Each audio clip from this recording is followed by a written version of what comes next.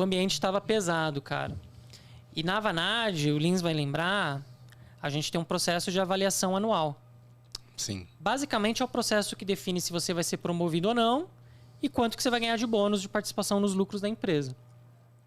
Depois de 1 ano e meio trabalhando nos projetos, e na minha cabeça ele estava muito bem feitinho, eu tinha uma esperança de que eu ia ter uma avaliação boa. O então presidente da Avanade na época, que era o Jun, cara sensacional, ele era amigo pessoal desse VP dessa empresa. O VP da empresa, depois de 2 semanas que a gente estava nessa vida louca, ele encheu o saco, falou, vou escalar o problema. Ligou pro Jun. E aí é um negócio legal. Como a Avanade era menor naquela época, todos os gerentes e acima iam para uma sala, a gente colocava a foto das pessoas num telão, e aí discutia, né, a foto, algumas informações da pessoa, discutia o case para definir isso aí de bônus. Se vai ter promoção, de se vai ter bônus. Cara, o destino do universo quis que fosse assim. A minha foto estava no telão. Eu estava lá no interior de São Paulo resolvendo essa crise. O VP ligou pro Jun. De fato, eles estavam discutindo o meu case naquele momento. E foi legal porque esse VP ele foi muito carinhoso comigo. Ele falou, Jun, o sistema filho da puta que o André fez aqui... E o seu nome na tela. Está fudendo com a minha empresa. Você precisa resolver. Foram mais ou menos essas palavras que ele usou. Cara... Sua avaliação do ano todo vai por água abaixo na mesma hora, né? Cara, assim, é automático, né? Tô aqui discutindo o case dessa pessoa.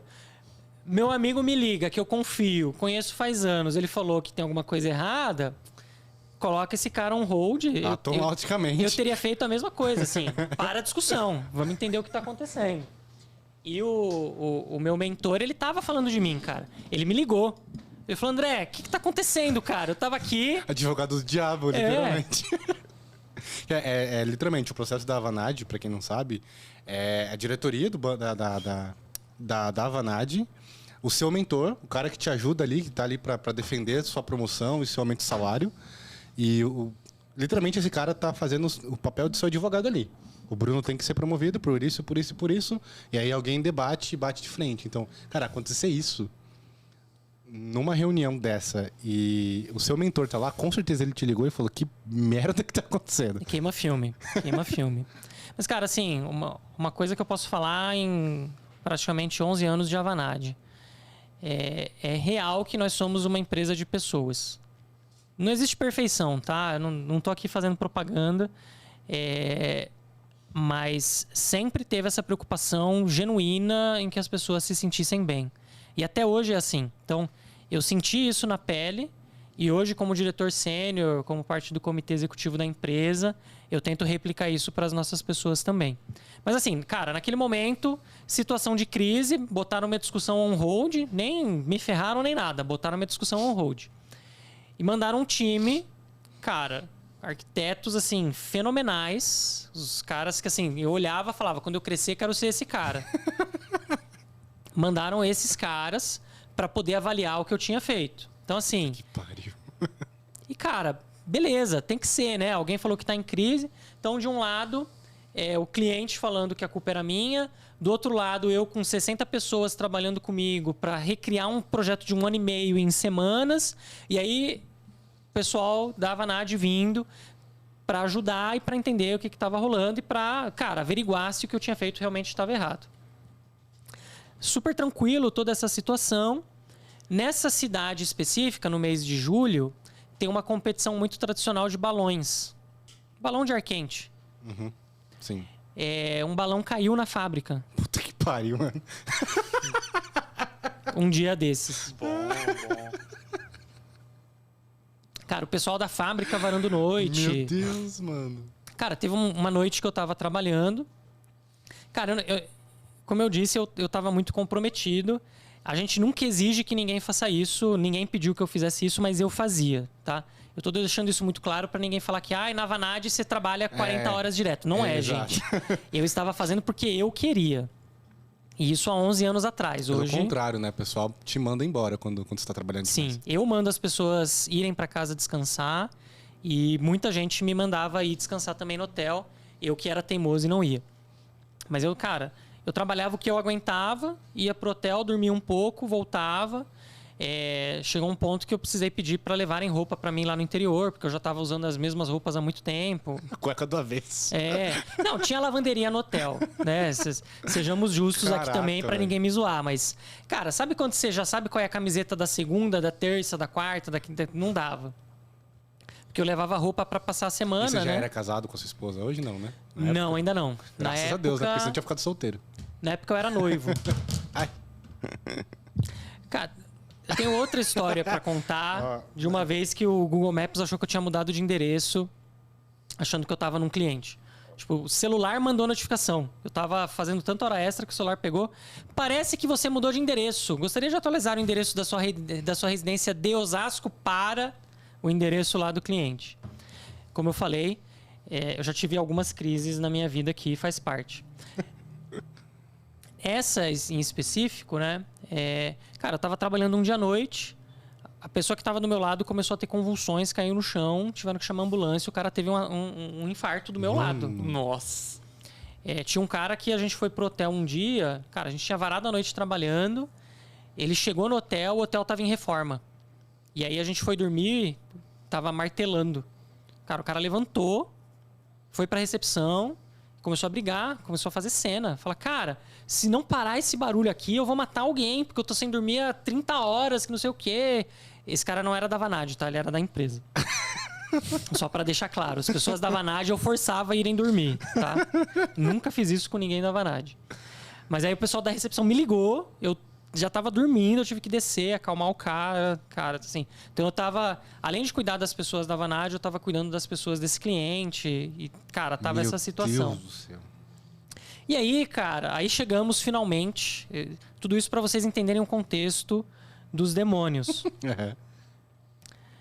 Um dia, cara, em toda essa situação, um dia à noite eu tava trabalhando e o pessoal já tava abrindo chamados, né? Então eu tava mudando a arquitetura para ser assíncrono, tava funcionando relativamente bem, então em 2, 3 semanas eu refiz a arquitetura inteira, o pessoal já estava conseguindo rodar, a gente estava atendendo chamado, fazendo uma porrada de coisa. A infraestrutura dos infernos ainda estava dando problema e o pessoal não acreditava que o problema era infra, continuavam falando que era eu. Mas beleza, tava nessa situação, abriram um chamado.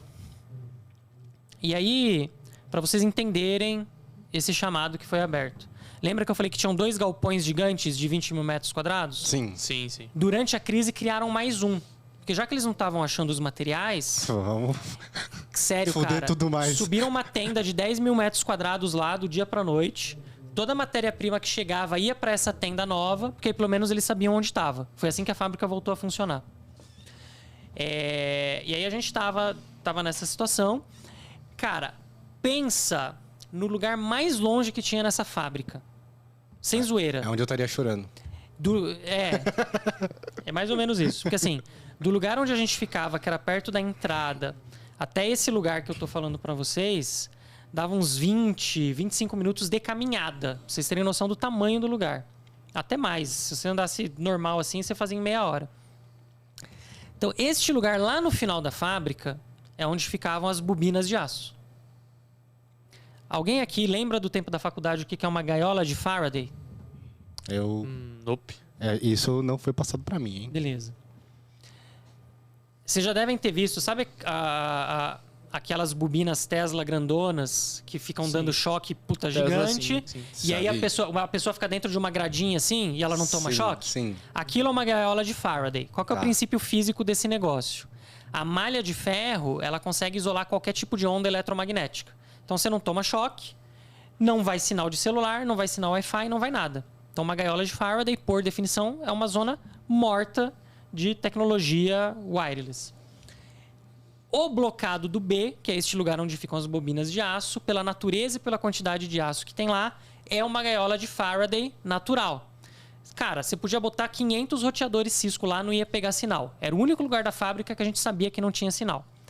Então, pensa num lugar isolado pra cacete, escuro, porque as bobinas de aço são altas, elas impedem a iluminação, e que não pega sinal de celular, sinal de rádio, sinal de internet, não pega nada. E deve ser abafado que só caramba.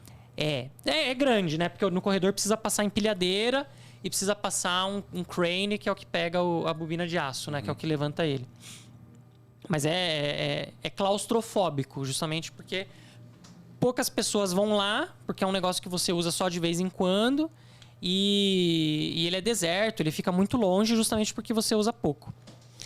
Eu estava 3 da manhã trabalhando, nessa situação toda que eu expliquei para vocês, abriram um chamado. O chamado falava o seguinte, eu decorei as palavras. Saiu a voz de um bebê chorando do coletor às 2 da manhã no blocado do B. What the hell? Esse era o chamado. Certo. Depois do balão ter caído na fábrica, depois de tudo isso que eu falei pra vocês. Acontecido. Mano, O equipamento, pra vocês entenderem, era muito rudimentar, certo? É o Windows Mobile. Ninguém podia usar o Windows daquele equipamento. ele era Porque próprio ele tinha senha. Então, cara, tem toda uma segurança. Você, para poder chegar na tela do administrador, precisava de uma senha. Para sair da tela do administrador para ir pro Windows, era outra senha. Então, beleza. Mas, cara, caguei, né? Alguém tá zoando aqui com esse chamado, foda-se. Diariamente, começaram, depois disso, toda madrugada, começaram a aparecer chamados aleatórios. falando que tinha ou a voz de um bebê chorando saindo do equipamento, ou que tinha a voz de uma mulher chorando saindo do equipamento. Tá, vamos lá. Depois de alguns dias, as pessoas da fábrica se recusaram a trabalhar lá. Por medo, óbvio. Por medo. Cara, Eu estaria envolvido nisso aí, velho. o consenso geral é: o equipamento está endemoniado, este lugar é mal assombrado, sim. Nós não vamos trabalhar mais neste lugar até esse problema ser resolvido. Então, houve uma greve gerada por assombração. Certo. Nesta greve gerada por assombração, alguém tinha que resolver. Quem? Quem? O Quem tem que resolver todos os problemas da face da Terra? O arquiteto. André. Cara, eu me senti o Chaves entrando na casa da bruxa do 71. É você, Satanás! Porque eu peguei o equipamento. Cara, vamos lá. Ninguém quis ir comigo. Já começa por aí. Você tava sozinho. Eu estava sozinho. Ninguém quis ir comigo. Eu peguei o equipamento. Eu fui andando pelo blocado do B. E... Satanás. Onde está Satanás? Cara, assim... Eu não sou supersticioso, mas eu tava com medo. Quem é que não fica? Cara, fiz isso no dia 1, fiquei andando... E olha que situação de merda na vida do ser humano. Eu tinha que mudar a arquitetura do negócio para ser assíncrono. Tinha que provar que o problema era de infraestrutura. Tinha que exorcizar o aparelho. A fábrica tava produzindo, tipo, 3, 4 mil eletrodomésticos por dia. Então, a capacidade da fábrica, apesar de ter começado a andar, tava baixíssima.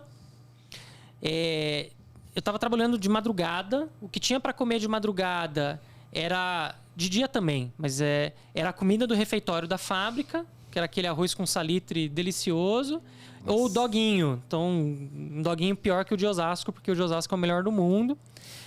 E aí, ao invés de eu focar em resolver os problemas técnicos, motivar o time, gerenciar as coisas, eu tinha que ficar andando no blocado do B de madrugada, tentando entender porque estava rolando uma assombração. Era líder técnico, coach motivacional e fazia freelance de exorcista de noite. Cara, eu sei que as coisas, nesse ponto, elas começaram a melhorar. Então, eu ainda estava andando de madrugada caçando demônios, mas eu recebi a primeira boa notícia. Saiu o parecer dos arquitetos da Vanad do software que a gente tinha feito.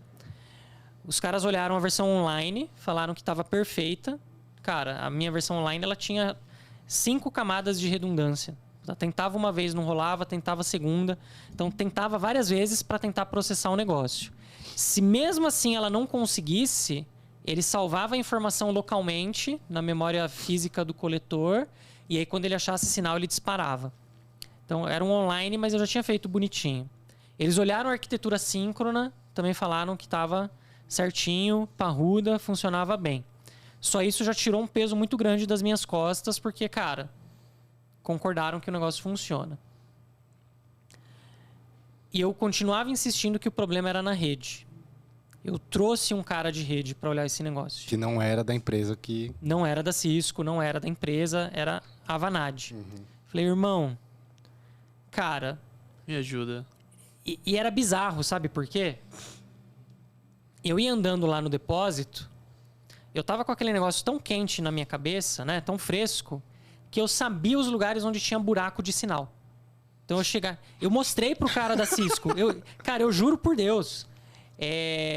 Porque eu tava andando com um coletor, eu fiz o mapeamento.